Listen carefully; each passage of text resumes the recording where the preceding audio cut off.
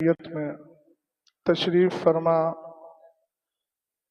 علماء ذوی احترام، طالبان علوم نبویہ، دور دراز سے تشریف لانے والے زائرین، السلام علیکم ورحمۃ اللہ تعالی وبرکاتہ۔ اللہ وبرکاتہ۔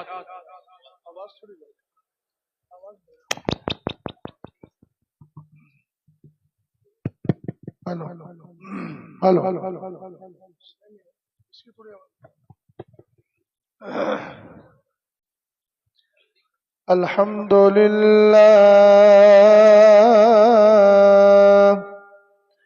الحمد للہ الذی خلق السفل والعلا،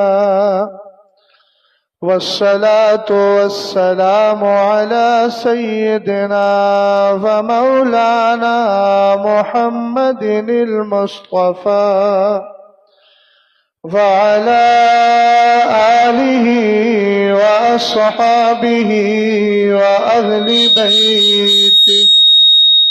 وأهل بيته وعلماء ملته أهل التقى. أما بعد فأعوذ بالله من الشيطان الرجيم. بسم الله الرحمن الرحيم. قل يا عبادي الذين أسرفوا على أنفسهم لا تقنطوا من رحمة الله، صدق الله العظيم. قادری کر قادری رکھ قادریوں میں اٹھا، قدر عبد القادر قدرت نما کے واسطے. حضرات گرامی وقار، ہم اس وقت عرس سرکار حجت الاسلام کی برکتیں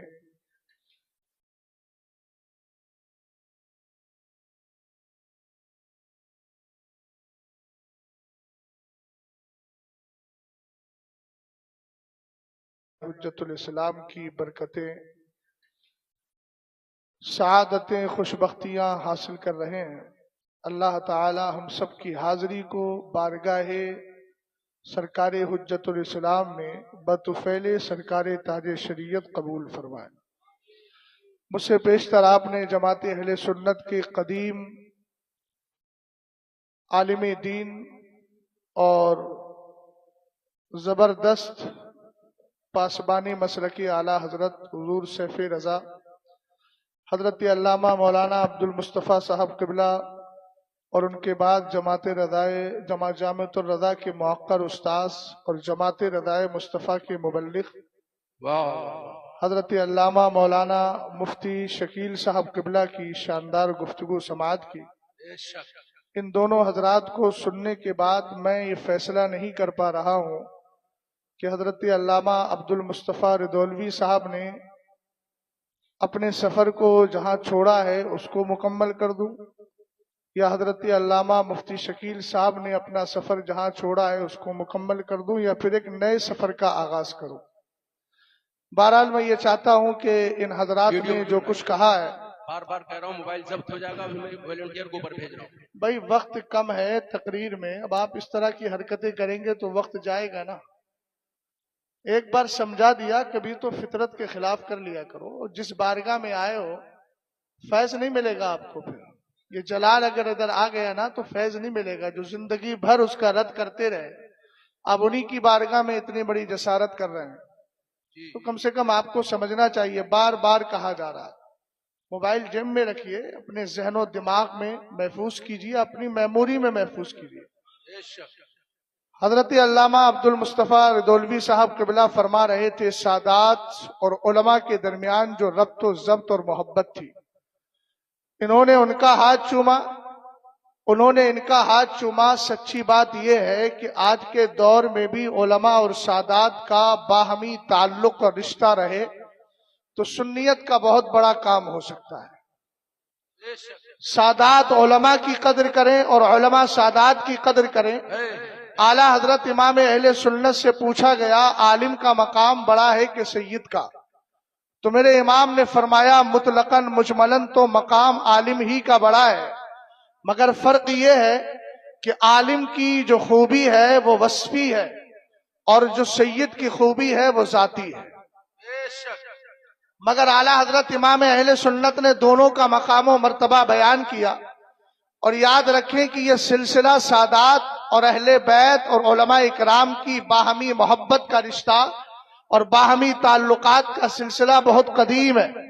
آپ کو معلوم ہوگا کہ جب سیدنا امام اعظم ابو حنیفہ رضی اللہ تعالی عنہ سراج الامہ کشف الغمہ، جن کے لیے سرور کائنات صلی اللہ تعالی علیہ وسلم نے بشارت دی اور فرمایا لو کان العلم عند الثریا لتناولہ ابناء فارس، یہ امام اعظم ابو حنیفہ جو زندگی بھر دین و سنیت کا کام کرتے رہے، کسی نے ایک سید زادے جن کو زمانہ امام باقر رحمت اللہ تعالی علیہ کہتا ہے، حضرت امام باقر رضی اللہ تعالی عنہ کو بتا دیا کہ یہ ایک بندہ ہے جس کا نام نعمان ابن ثابت ہے، یہ اپنے قیاس کو آپ کے نانا کی شریعت میں بڑا دخل دیتا ہے. حضرت امام اعظم ابو حنیفہ مدینہ شریف گئے، مسجد نبوی شریف میں بیٹھے تھے. حضرت امام باقر کو پتا چلا کہ وہ بھی آئے ہیں. آپ نے ان کو بلوایا اور بلوا کر کہا میرے نانا کی حدیث کو چھوڑ کے اپنی عقل سے کام کرتے ہو. آپ نے دیکھیے یہاں دونوں کی محبت اور دونوں کا پیار دیکھیں. اگر سادات دیکھ رہے ہیں کوئی عالم دین و سنیت کا مضبوط کام کر رہا ہے تو اس سے حسد کرنے، جلنے اور تکلیف اور اس کو درد پہنچانے کی ضرورت نہیں ہے، بلکہ اس کو سینے سے لگانے کی ضرورت ہے. اسی طریقے سے اگر علماء دیکھتے ہیں کہ کوئی سید مسلک اعلیٰ حضرت کا کام کر رہا ہے تو اس کے پیچھے پڑنے کی ضرورت نہیں، اس کے ساتھ الجھنے کی ضرورت نہیں، اس کی بھی قدر کی جائے. اس طریقے سے دونوں کا سنگم ہوگا اور سنیت کا بڑا کام ہوگا. حضرت امام اعظم ابو حنیفہ رضی اللہ تعالی عنہ نے سیدنا امام باقر کی بارگاہ میں حاضری دی اور انہی کے بیٹے امام جعفر صادق ہیں جن کی بارگاہ میں امام اعظم رہے. آپ نے خود فرمایا تھا میری زندگی میں اگر امام جعفر صادق کے پاس یہ 2 سال جو گزارے ہیں اگر یہ نہ ہوتے تو نعمان ابن ثابت ہلاک ہو گیا ہوتا. کسی نے پوچھا تھا سرکار آپ کی زندگی کتنی ہے، آپ کی عمر کتنی ہے؟ آپ نے فرمایا 2 سال ہے. پوچھنے والا حیرت میں پڑ گیا، فرمایا میں 19 سالوں کو شمار کرتا ہوں جو میں نے مصطفیٰ کے لختے دیگر حضرت امام جعفر صادق کی بارگاہ میں گزارے ہیں، جنہوں نے سرکار تاج شریعت کے قریب رہ کر کے اپنا وقت کاٹا ہے. وہ بھی اس بات کو کہہ سکتے ہیں ہماری زندگی میں قیمتی لمحات وہی ہے جو سرکار تاج الشریعہ کی بارگاہ میں گزارے ہیں. سبحان اللہ. حضرت امام اعظم ابو حنیفہ کہنے لگے سرکار کچھ باتیں ہیں میں عرض کرنا چاہتا ہوں. حضرت امام اعظم نے پوچھا ایک بات بتائیں، عورت کو حیض آتا ہے، حالت حیض کے اندر نماز چھوڑے گی، نماز چھوڑ دے گی، روزہ بھی چھوڑ دے گی، لیکن قضا کس کی جائے گی، روزے کی نماز کی؟ سیدنا امام اعظم ابو حنیفہ کے سوال پر حضرت امام باقر نے فرمایا وہاں پر قضا صرف روزوں کی ہونا ہے. آپ نے کہا مقام تو نماز کا زیادہ بڑا ہے، اہم الفرائض بعد الایمان یہ نماز ہے. اگر میں اپنے قیاس پر فتویٰ دیتا، اگر اپنی عقل کو چلاتا تو میری عقل تو یہ کہتی ہے کہ نمازوں کی قضا کی جائے، روزوں کی قضا نہ کی جائے، لیکن میں نے وہی کہا ہے جو آپ کے نانا جان نے فتویٰ دیا ہے. ایک جواب ہو گیا. دوسرا سوال آپ نے کیا سرکار ایک بات بتائے، لڑکا لڑکی چھوڑے کسی نے، کوئی مورث ہے وارثین میں لڑکا اور لڑکی چھوڑے، اب یہاں حصوں کی تقسیم ہوگی تو لڑکے کو 2 حصہ ملے گا، لڑکی کو سنگل ملے گا. عقل تو یہ چاہتی ہے کہ عورت کما نہیں سکتی، عورت صنف نازک ہے، عورت کمزور اور جنس ہے لہذا اس کو ڈبل دیا جائے، لیکن فتویٰ وہی دیتا ہوں جو آپ کے نبی کی شریعت نے دیا ہے۔ سبحان اللہ۔ سیدنا امام اعظم ابو حنیفہ رضی اللہ تعالیٰ عنہ نے تیسرا سوال کیا، سرکار ایک بات بتائے، آدمی کا پیشاب زیادہ ناپاک ہے یا اس کے جسم سے نکلنے والا منی کا قطرہ زیادہ ناپاک ہے؟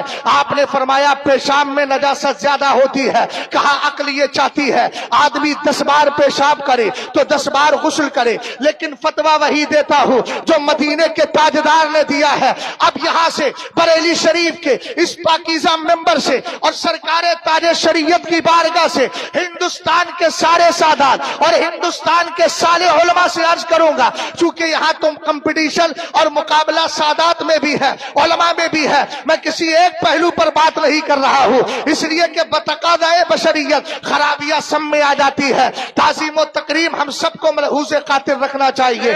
بہرحال ایک جملہ عرض کر رہا ہوں، اگر سادات کو دکھتا ہے کوئی عالم مسلک کا کام کر رہا ہے تو اس کے پیچھے پڑنے کی ضرورت نہیں، اس کو سینے سے لگائے، اس کی قدر کرے، اس لیے کہ جس دن یہ رد کرنے والے مسلک کی بولی بولنے والے جس دن کائنات سے ختم ہو جائیں گے، قسم خدا کی پھر سنیت کی بہاریں کہاں سے لاؤ گے؟ تمہارے ہاتھوں پہ مرید کون ہوگا؟ تمہیں اپنا پیر کون مانے گا؟ خانقاہوں میں حاضری کون دے گا؟ اور اسی طریقے سے علماء سے کروں گا، یہ سادات اکرام اگر مذہب و مسلک کی بات کرتے ہیں، مسلک کی اعلیٰ حضرت کا کام کر رہے ہیں تو پھر ان کو کام کرنے دیا جائے، بلا وجہ چھوٹی چھوٹی باتوں پر اختلافات کو سامنے رکھا جائے، اس لیے کہ جب رافضیت اور شیعیت سیادت کا نام لے کر کے ہمارے مسلک پہ حملہ کرتی ہے، ہم جیسے مولوی تقریر کرے لوگ سیادت کے نام پر ہماری باتیں نہیں سنتے، اس وقت ضرورت پڑتی ہے انہی سادات کی جو آپ پبانگے دہل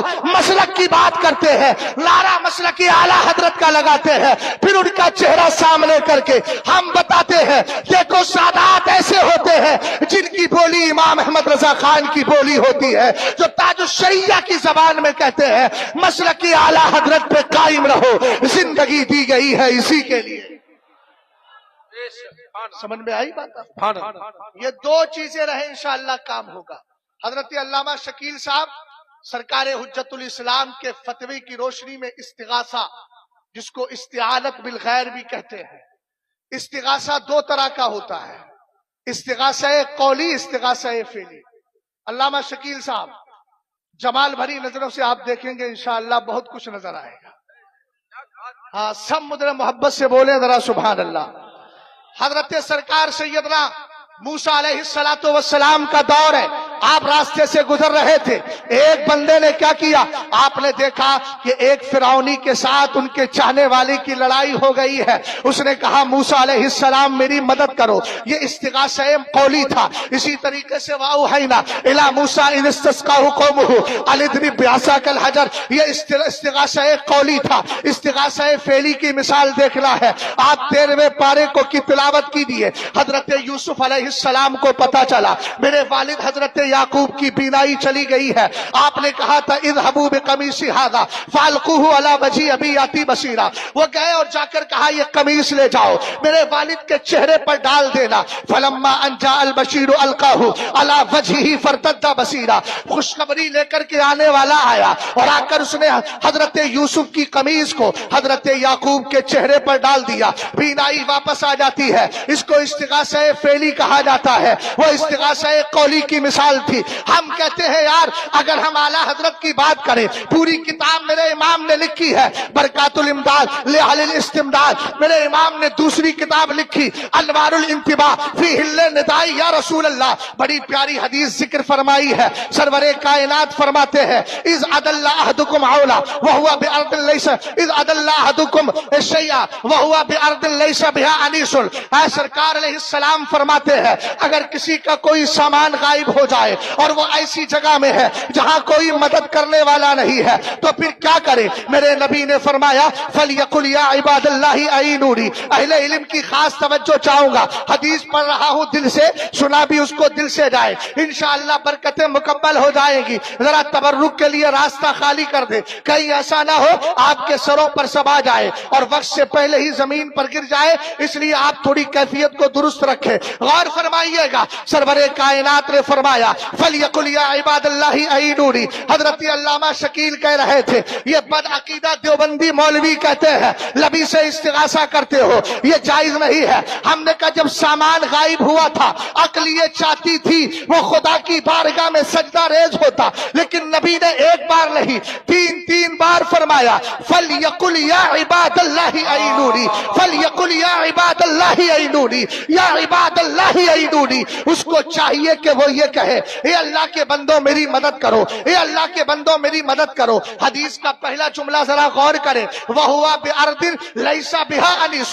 ایسی زمین میں ہے جہاں کوئی مددگار نہیں ہے، مونس و غمخوار نہیں ہے، یارو مددگار نہیں ہے. ارے جب ہے ہی نہیں تو یہ پکار کس کو رہا ہے، یہ مدد مانگ کس سے رہا ہے؟ سرور کائنات نے ارشاد فرمایا فَإِنَّا لِلَّهِ عِبَادًا لَا يَرَاهُمْ. سرکار فرماتے ہیں دراصل معاملہ یہ ہے، مولانا ندیم صاحب غور کیجئے گا، سرکار فرماتے ہیں دراصل معاملہ یہ ہے اللہ کے کچھ ایسے بندے ہیں جن کو حضرات رجال الغیب کہا جاتا ہے. ایسے بندے ہیں جو نظر تو نہیں آتے لیکن جب مدد مانگی جاتی ہے تشریف لے کر کے آ جاتے. تو بھیا استعانت آج کے دور کا مسئلہ تھوڑی ہے، یہ تو تابعین تبع تابعین میرے مصطفیٰ کے دور میں بھی ہوا ہے. حضرت علی کی روایت موجود ہے، کہتے ہیں سنیے جاء اعرابی بعدما دفنا رسول اللہ صلی اللہ تعالی علیہ وسلم بثلاثۃ ایام. کہتے ہیں حضور علیہ السلام کے وصال کو 3 دن ہوئے تھے، ہم حضور کو دفن کر کے فارغ ہوئے تھے، دیہات کا رہنے والا ایک صحابی آ گیا. سبحان اللہ. یار صحابہ کے نام پہ مچلا کرو. سبحان اللہ سبحان اللہ. بڑی بابرکت ذاتیں ہیں صحابہ کی، بڑی بابرکت ذاتیں ہیں اہل بیت. ادھر دیکھیں ادھر دیکھیں، وہ جو آ رہے ہیں وہ آپ ہی کی شکل و صورت کے ہیں، وہ میری ہی شکل و صورت کے ہیں. بیٹھے رہیے، توجہ ہے، آگے بڑھوں، محبت سے ذرا بولو تو صحیح. 1947 میں تمہاری کمزور آوازیں ہوتی تو ہندوستان کیسے آزاد ہوتا؟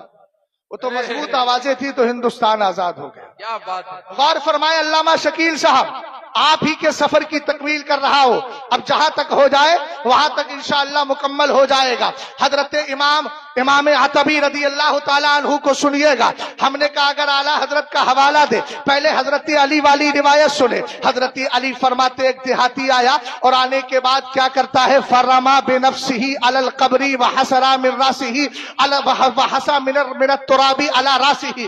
آیا آنے کے بعد حضور کی قبر انور سے چپٹ جاتا ہے اور چپٹنے کے بعد سرکار کی قبر انور کی خاک پاک کو، وہ خاک جس خاک نے مقابلہ کیا ہے عرش اعظم سے، وہ خاک جس کو زمانہ رشک جنت کہتا ہے، اسی خاک پاک کو لیا، سر پہ ڈال لیا اور ڈالنے کے بعد قرآن کی تلاوت کرتا ہے اور کہتا ہے سمعت اللہ تبارک و تعالی یقول، میں نے اللہ کو فرماتے ہوئے سنا ہے. رب کہتا ہے ولو انہم اذ ظلموا انفسہم جاؤک فاستغفروا اللہ واستغفر لهم الرسول لوجدوا اللہ توابا رحیما. کہتا ہے اللہ نے کہہ دیا ہے اگر گناہ ہو جائے، جانوں پہ ظلم کر لو تو میرے محبوب کی بارگاہ میں آ جاؤ. مجھے اعلیٰ حضرت کا بڑا قیمتی جملہ یاد آتا ہے، تو کہ طالبان علوم نبویہ یہاں موجود ہے. آپ نے محال عادی بھی سنا ہوگا اور محال عقلی بھی سنا ہوگا. اعلیٰ حضرت کہتے قرآن کہتا ہے الیس اللہ بکاف عبدا، کیا اللہ اپنے بندوں کو کافی نہیں؟ ہم نے کہا یقیناً کافی ہے، وہ قادر مطلق ہے. پھر اللہ نے یوں کیوں کہا یا ایھا الذین آمنوا اتقوا اللہ وابتغوا الیہ الوسیلہ. اللہ کی بارگاہ کی جناب، اللہ کی جناب، اللہ رب العزت کی بارگاہ اور اس کی جناب میں وسیلہ تلاش کرو. بڑی پیاری بات علامہ ضیاء الدین مدنی نے کہی تھی. آپ حضور کی بارگاہ میں استغاثہ کر کے نکلے، ایک بدعقیدہ غیر مقلد نے پکڑ لیا، ان کا وسیلہ کیوں دیتا ہے؟ انہوں نے کہا قرآن میں لفظ وسیلہ آیا ہے، کہا وسیلے سے مراد اعمال کا وسیلہ. آپ نے فرمایا تیرے اعمال قبول ہیں، مقبول ہیں کہ غیر مقبول؟ کہنے لگا مجھے تو پتہ نہیں قبول ہے کہ قبول نہیں. کہا یہی تو فرق ہے. ہم اہل سنت اس نبی کا وسیلہ دیتے ہیں جو خدا کی بارگاہ میں مقبول ہے. تو ایسی اعمال کا وسیلہ دیتا ہوں دیتے ہو جس کے قبول اور عدم قبول کا کوئی پتہ نہیں. اور میرا نبی کیسا مقبول؟ اللہ نے فرمایا وما خلقت خلقا اکرم علی من. اے محبوب میں نے تجھ سے زیادہ عزت والی مخلوق پیدا ہی نہیں کی ہے. بریلی کا امام کہنے لگا زہے عزت ہو اے دلائے محمد کہ ہے زیر حق کہ ہے عرش حق زیر پائے محمد. زندہ باد زندہ باد. نعرہ تکبیر نعرہ رسالت عرس حامد. توجہ ہے. سبحان اللہ. آمد حفیظ حضور تاج الشریعہ، آمد امانت حضور تاج الشریعہ، آمد یاد حضور تاج الشریعہ، آمد محبوب حضور تاج الشریعہ، آمد حضور تاج الشریعہ، آمد عطائے حضور تاج الشریعہ، آمد جلوہ حضور تاج الشریعہ، آمد دعائے حضور تاج الشریعہ، آمد کرامت حضور تاج الشریعہ، آمد جان حضور تاج الشریعہ، آمد خلیفہ حضور تاج الشریعہ. حضرت علامہ حسام محمد رضا صاحب قبلہ جلوہ بار ہے، ادب کے ساتھ بیٹھے اور حضرت کا خطاب سماعت فرمائیں. وہ ذات آپ کے سامنے آ گئی جس سے سرکار تاج الشریعہ بڑی محبت فرماتے تھے اور فرماتے ہیں. اس سے بڑا جملہ میرے پاس اور نہیں مل پائے گا. جس سے محبت ہوتی ہے پھر اس کو سب کچھ دے دیا جاتا ہے. غور فرمائیے گا، مہمان بڑے بڑے دور کے ہیں، کوئی ممبئی کا ہے، کوئی حیدرآباد کا ہے نا.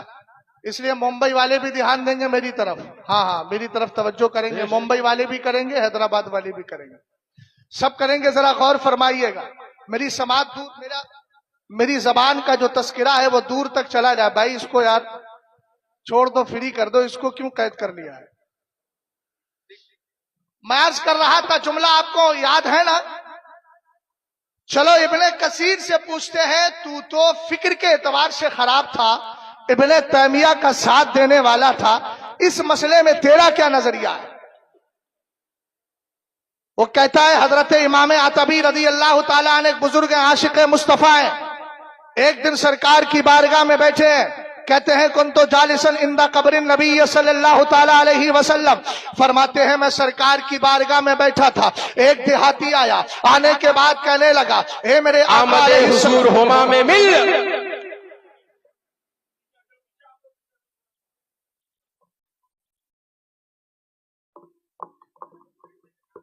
بہت اچھا ماشاءاللہ، بہت اچھا.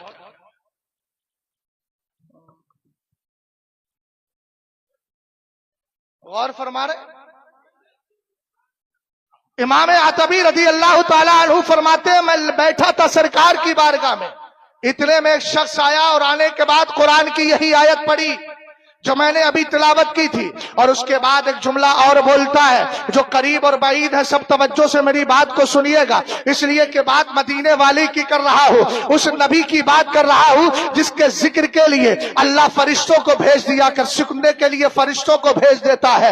اعلیٰ حضرت کا بڑا قیمتی جملہ ہے. میرے امام نے فرمایا جب سرکار کی محفل پاک سجتی ہے، اللہ تعالیٰ کے فرشتے آتے ہیں، ایک دوسرے کو تداعی کرتے ہیں، دعوت دیتے ہیں اور کہتے ہیں سنو سنو، کہاں جا رہے ہو؟ تمہارا مقصد کہیں اور نہیں، مدینے والی کی محفل میں حاصل ہونے والا ہے. تو جتنے بیٹھے ہیں سب کا مقصد اسی محفل میں حاصل ہوگا انشاءاللہ. غور فرمائے، امام عتبی کہتے ہیں وہ آنے کے بعد کہتا ہے جیتو کا مستغفرا لذنبی و مستشفعا بھی. کہتا ہے میرے آقا میں آپ کی بارگاہ میں گناہوں کی بخشش مانگنے آیا ہوں، میں سفارش کرانے آیا ہوں.